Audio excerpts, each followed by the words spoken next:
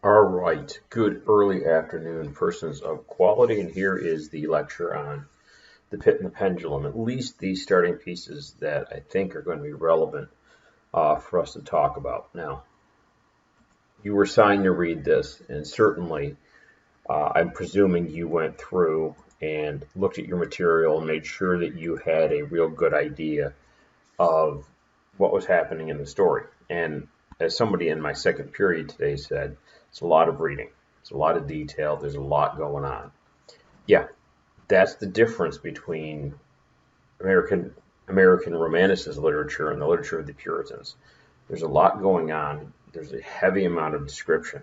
Now, if you remember in your e-text, and I'm shooting this screen behind you, or behind my screen, is you had a list of characteristics for Gothic literature. For example, you had things like an atmosphere of gloom, terror, and mystery.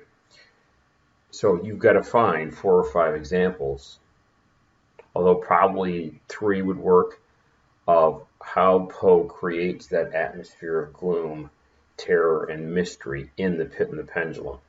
For example, when he describes the black-robed figures with their white faces and how he fixates on their lips, I think that's going to be important.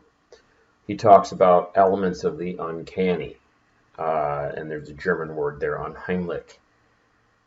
The uncanny, the supernatural, which again is our characteristic of Romanticism, but this takes it to that level of darkness. It challenges reality, including any larger ideas, other specific things that we can take a look at in regards to the material. So including mysterious events that cause the protagonist to question the evidence of his or her senses.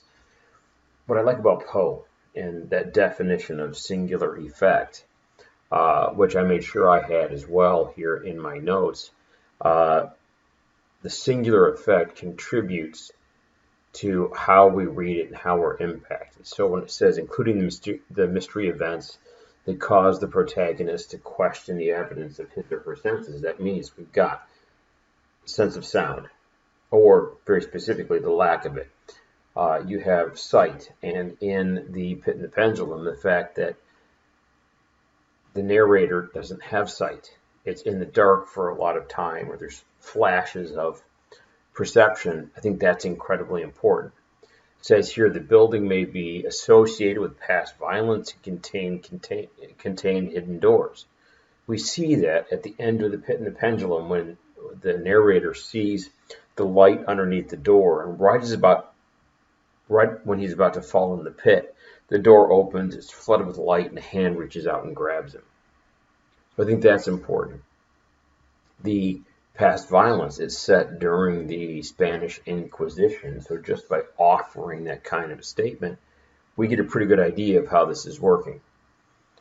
If you move a little bit further down there, a disturbed or unnatural tension, so a relation between the orders of things that are usually separate, such as life and death, good and evil, dream life and reality, or rationality and madness. I think those last two, the dream life and reality and the rationality and madness, are 2 very specific ideas that Poe is going to develop as part of his concept of singular effect. And it also says, as the last one, right before the URL in your e-text, an uninterrupted narrative form that relies on multiple methods, inserted documents, letters, dreams, fragments of the story told by several narrators.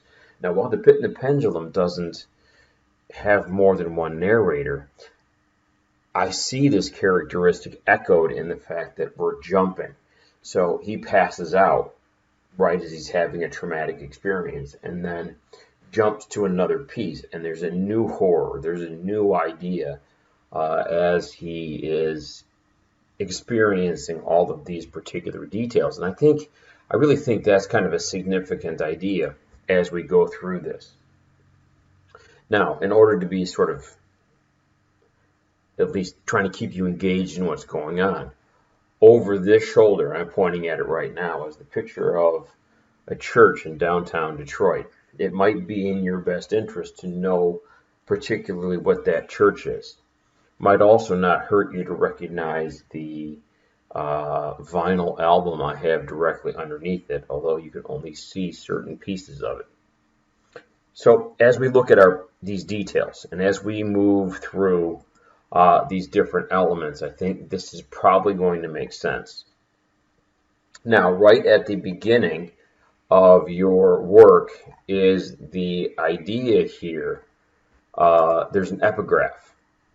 So an epigraph is the inscription that Poe starts his particular story with, so we have a really good idea about making sure we understand the mood.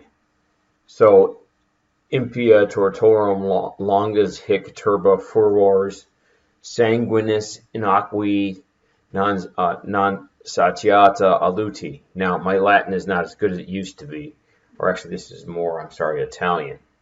But here's your translation. And again, you can pause this as you're watching it. The translation of the Italian is, here an unholy mob of torturers with an insatiable thirst for innocent blood once fed their long frenzy. Again, here an unholy mob of torturers with an insatiable thirst for innocent blood once fed their long frenzy. So you think about this. In this torture room that our narrator finds himself trapped in, the circular room with the lack of light, the ultimately what becomes the pit in the middle of the floor, and then, as Poe calls it, the surcingle, or the blade that is descending from the ceiling.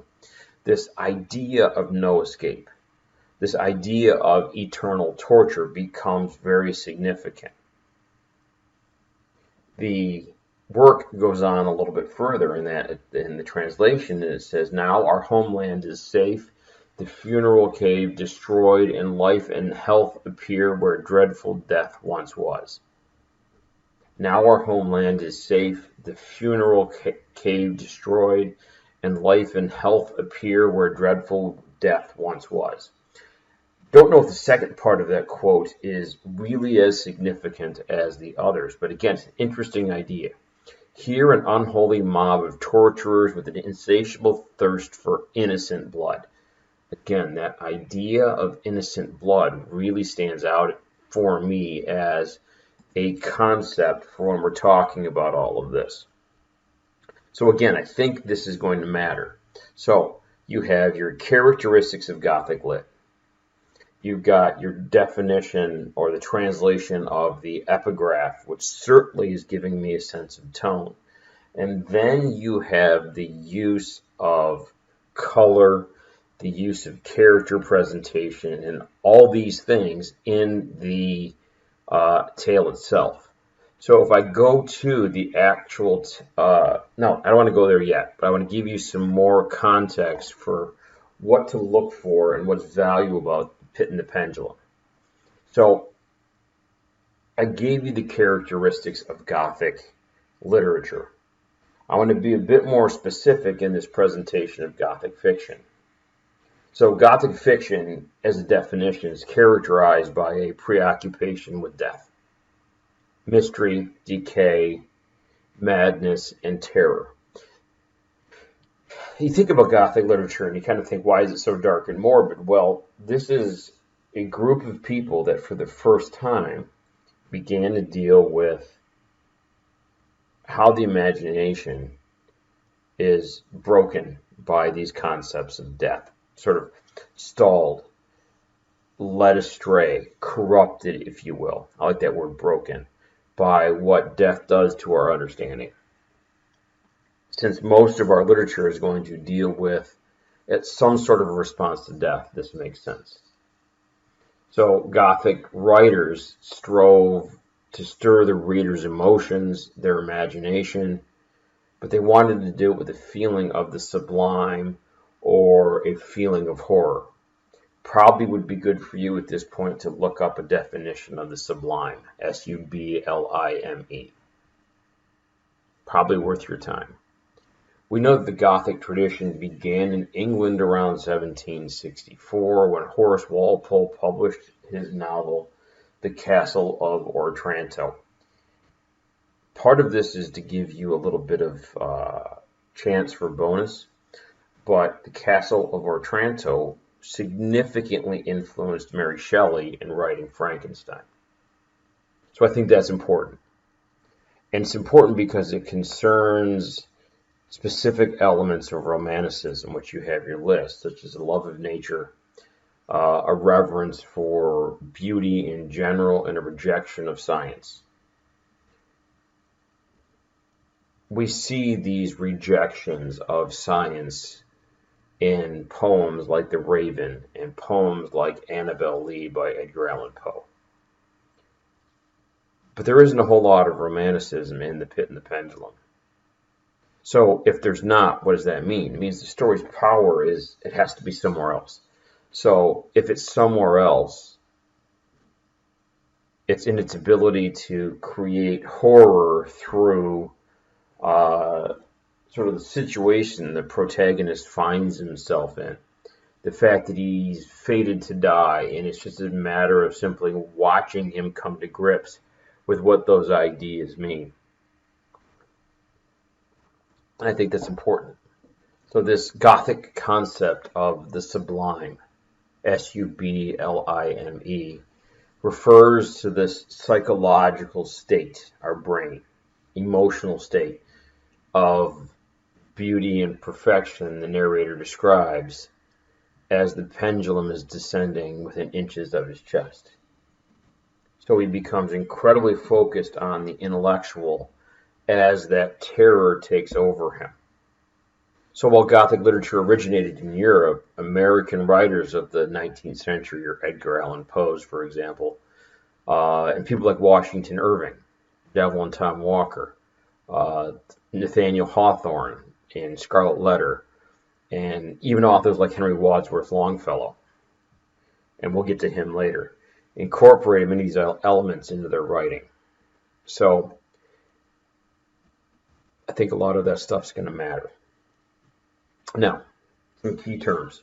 So you know the Latin epigraph. Already talked about that a little bit, but the Latin epigraph that precedes the story, which Poe borrowed from the Jacobin, Jacobin clubhouse in Paris, kind of a big deal for these writers. Lends the tale an added Gothic air. Although Poe really didn't provide the translation, Latin was still commonly read by educated people in the 19th century, and it adds sort of mystery to the tone of the work. And many casual readers would have been able to translate the Gothic tinge phrases of wicked mob and innocent blood. Now, because I mentioned those once before, we can now say, oh, what are we doing with wicked blood and innocent blood? I'm sorry, wicked mob, innocent blood, and then grim death. So, ideas to think about. We know it is uncharacteristic of Gothic fiction. In the last phrase of the translation, life and health appear, which hints to the positive outcome of the story. Now, of course, you have this. So you can use this as you go through. Now, some key terms. One is your Deus Ex Machina. Remember Deus, D-E-U-S, God, E-X. E-X is in, and then Machina, M-A-C-H-I-N-A. Clearly you know that is machine. So Deus Ex Machina literally means God in the machine. So it's a favorite literary technique of the Greeks, who often end their plays by having the hero rescued by a god who descended to the stage from the heavens by a crane, rather than by having the characters work things out for themselves. So it's like, okay, boom, there's a solution. So it sort of relieves the author of having to come up with that appropriate ending to the story.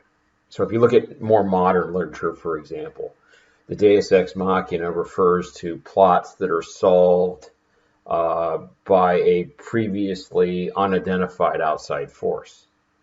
So the man is saved from sure death of falling in the pit because the door is miraculously opened and somebody grabs him. So again, it's possible to consider the Deus Ex Machina as a device that weakens the plot because you don't have to work something out. But again, you can figure that one out. But it weakens the plot because it's an artificial rather than organic, character-driven solution. Fancy way of saying that characters don't have to figure it out because it's done on the outside. In the Pit and the Pendulum, for example, the narrator's last-minute retrieval by General LaSalle is a classic example of the Deus Ex Machina. So until that very moment, he's going to die. He's going to fall in the pit. We use short sentences. We build all this terror. Then poof, LaSalle's outstretched hand grabs his chest and keeps him from dying. Very quick, instantaneously done. So the Deus Ex Machina is that big technique. The second major technique is the first-person point of view. I think third person, while it's very good to write in third person, it sort of changes how we experience and impact the work. So many of Poe's stories are written in the first person. It gives you that personal reflection. You can kind of delve into the character's mind. It's an effective way of limiting the information that we get from only that one perspective. And it also is filtering it through the emotional state. Funny enough, The Fall of the House of Usher is written the same way because everything is through the lens of the level-headed narrator and then the insane Roderick Usher, who's descending into madness as the story goes on. So I think, again, there's some interesting stuff here. So you have your Deus Ex Machina and you've got your first-person point of view. Now, would not hurt for you to write down alliteration, repetition, metaphor, and simile in your notes. And you see me clicking that off of my hands because I'm sitting here and I'm thinking, you probably should have at least 2 examples of each of those, metaphor, simile, alliteration, and repetition, in your notes from your reading and your understanding of this text. Now, the initial plan was The Fall of the House of Usher, Pit and the Pendulum in one day. Clearly, I've deviated from that, taking more time on the Pit and the Pendulum. So again, find definitions for alliteration, repetition, metaphor, and simile, and find at least 2 examples of each of those for your notes and probably for your Friday quiz. So I think that's a good place for us, at least initially, to start thinking about these larger details and how they function in the particular poem and why we need to know that before we can move too forward. So I'm just checking my time here. I'm currently at 18 minutes, so I'm not quite ready to